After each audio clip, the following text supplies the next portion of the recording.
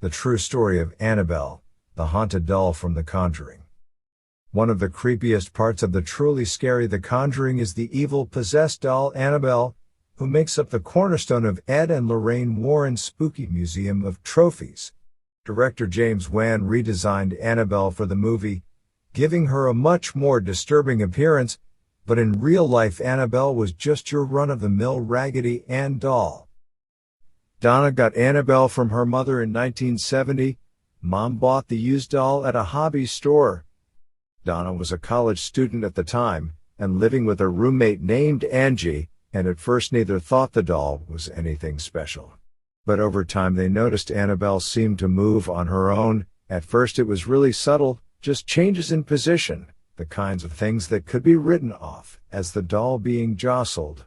But the movement increased, and within a few weeks it seemed to become fully mobile. The girls would leave the apartment with Annabelle on Donna's bed and return home to find it on the couch. Their friend Lou hated the doll.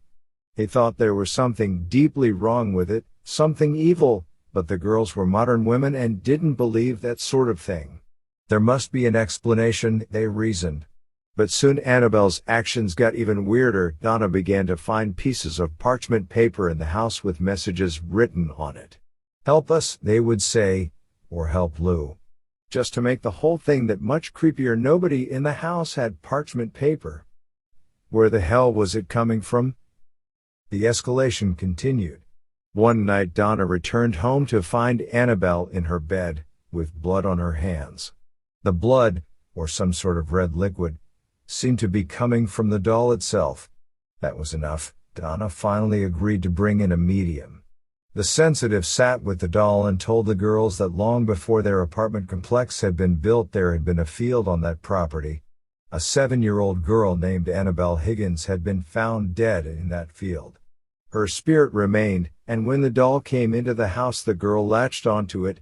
She found Donna and Angie to be trustworthy. She just wanted to stay with them. She wanted to be safe with them. Being sweet, nurturing types, they were both nursing students. Donna and Angie agreed to let Annabelle stay with them. And that's when all hell broke loose. Lou started having bad dreams where Annabelle was in his bed, climbing up his leg as he lay frozen, sliding up his chest to his neck and closing her stuffed hands around his throat, choking him out. He would wake up terrified, head pounding like all blood had been cut off to his brain. He was freaking out. He was worried about the girls. A few days later he and Angie were hanging out, planning a road trip, when they heard someone moving around in Donna's room. They froze. Was it a break-in? Was there an intruder in the apartment? Lou crept over to the door, listening to rustling within. He threw open the door and everything was as it should be, except Annabelle was off the bed and sitting in a corner. As he approached the doll, Lou was consumed with that feeling, a burning on the back of the neck that indicates someone was staring at you, and he spun around. Nobody was there. The room was empty. And then sudden pain on his chest. He looked in his shirt and saw a series of raking claw marks, rough ditches in his flesh that burned. He knew Annabelle had done it. The weird claw marks began healing almost immediately. They were totally gone in 2 days. They were like no wounds any of them had ever seen before. They knew they needed more help, and they turned to an Episcopalian priest, who in turn called in Ed and Lorraine Warren. It didn't take the Warrens long to come to their conclusion. There was no ghost in this case.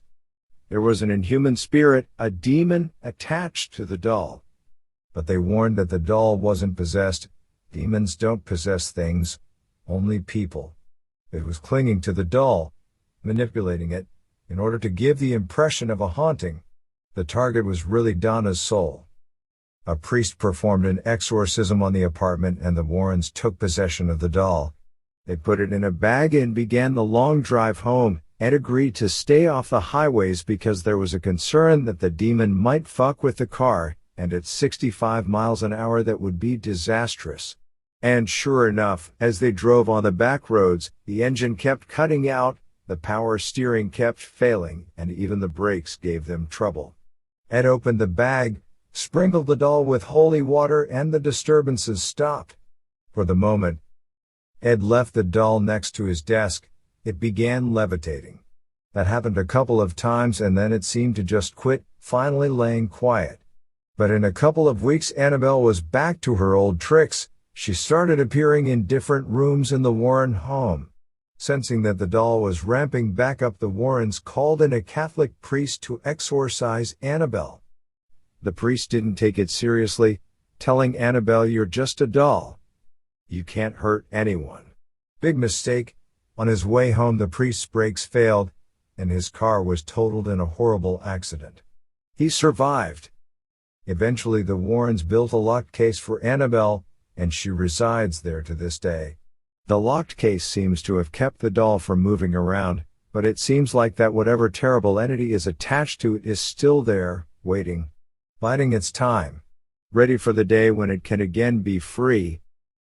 Thank you so much. Please like and subscribe. Comedian Down Horror Stories. Please share.